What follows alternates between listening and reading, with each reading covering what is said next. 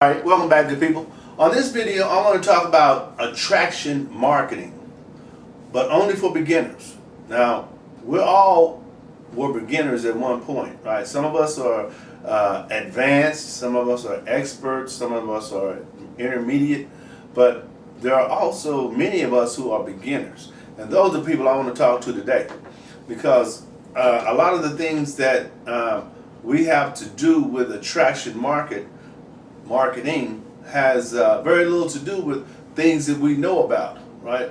Not that we're not consumers as well and we are participants in that world, but when you shift it where you're actually responsible for certain things, that creates a different mindset, a different understanding. Now, why do people struggle to grow a successful home-based business? Any idea? Well, let me tell you the number one reason: information overload. It's so easy to get overwhelmed because there's an overwhelming amount of information being thrown at us every day. And if you're not careful, you'll be consumed by it. It will consume you. So what would you want to start when you're contemplating marketing to an audience? Any idea? Well, let me give you a couple of ideas. How about a blog?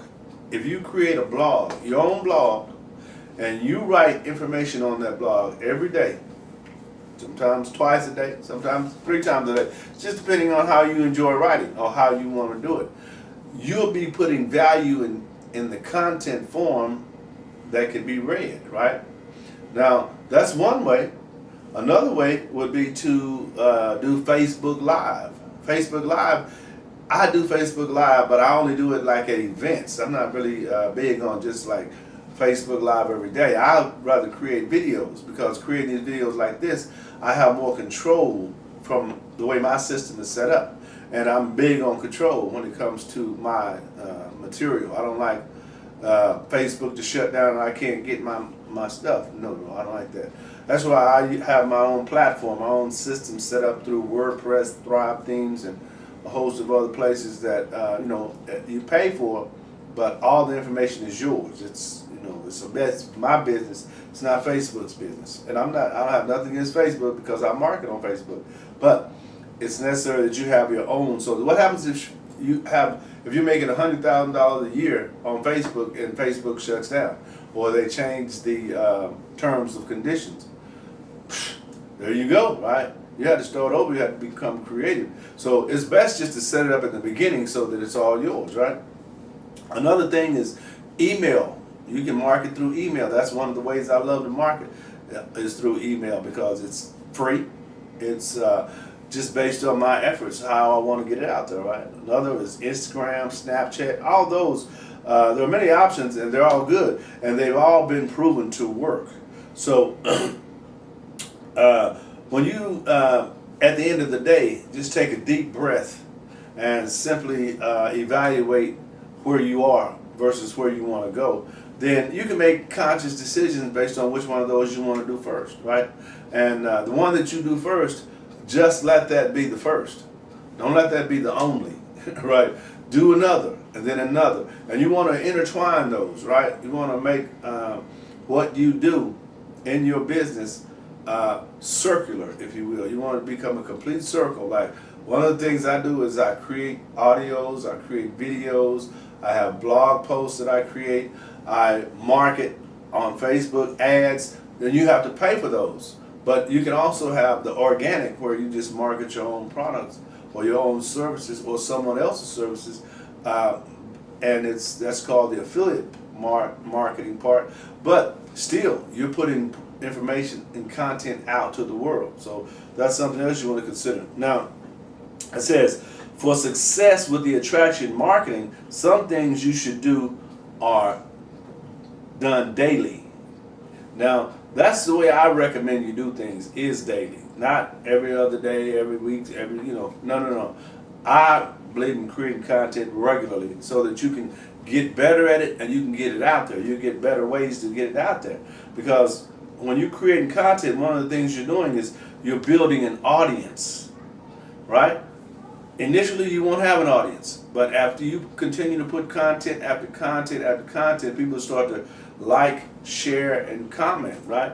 And the next thing is you engage with the audience. The audience, when the audience leaves a comment back, so that they know that there's a live human being on the other side, right?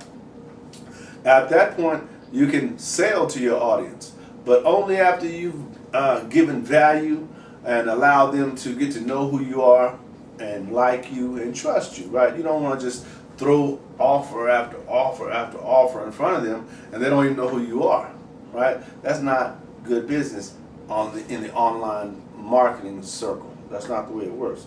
Now, continuing on, it says, you must constantly be building your audience every day. What does an audience look like? Well, Facebook fan page, YouTube subscribers, Twitter followers, Instagram followers, your email subscribers, and the list goes on and on. Now I want to give you a tip right here.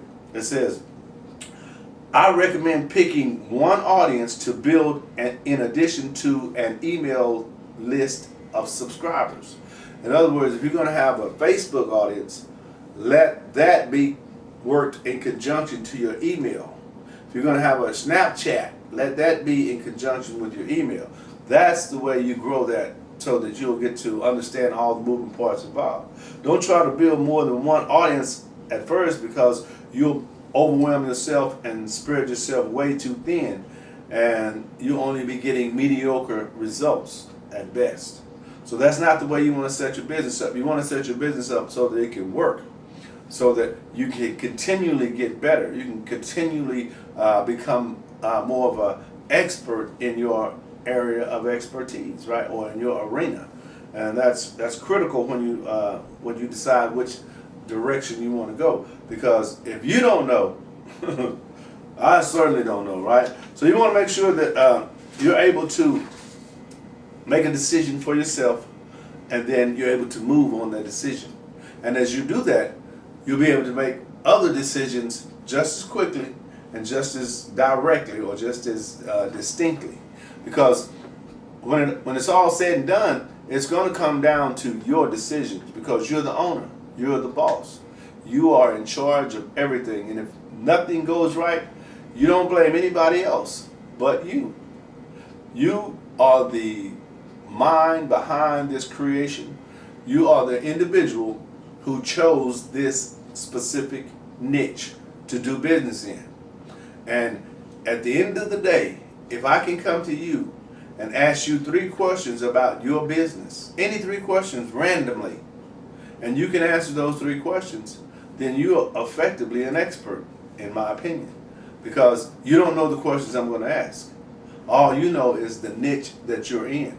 So that means you have to know a lot about that niche, right? Just like me in this speaking business, or me in this marketing business, or me in this consulting business. You can come and ask me 3 questions about my businesses, and I can answer those questions. And the way I answer those questions is the way it works for me and my system, right? That's not necessarily the way it's going to work for everybody's system, because some people are really, really niched. When I say really, really niched, think about this from a niche perspective. If I say sports, that's a window. If I say football, that's a window inside the sports window. If I say helmet, that's a window inside that.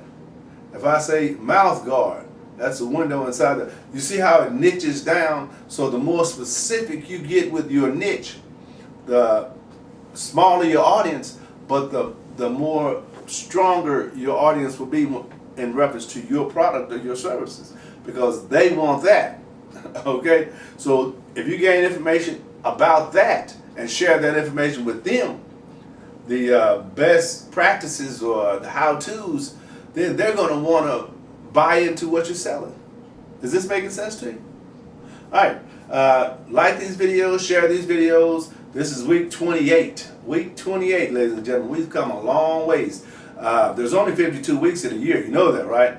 Now, when I finish these videos today, these 5 videos that I do every week, I'm going to be looking at about 65 more videos to go. 65 out of 200. which means I would have created 135 videos after today. And I started at the beginning of January. Now, at the January 2nd, I had no idea the obstacles I would come across during this journey. I did know that there would be obstacles, there would be trials and tribulations, because that's how it works. But I'm willing to fight through those, right? Whatever that is. And I hope you're doing something similar, right? I hope you're, on top of your game as well, because when it's all said and done, more is normally said than done. But I don't want that to be the case for me, and then you shouldn't either. All right, I'll see you on the next video. My name is Larry James. My company is Speak with Larry, and my new blog is speakwithlarry.blog. Go check that out. You might like it.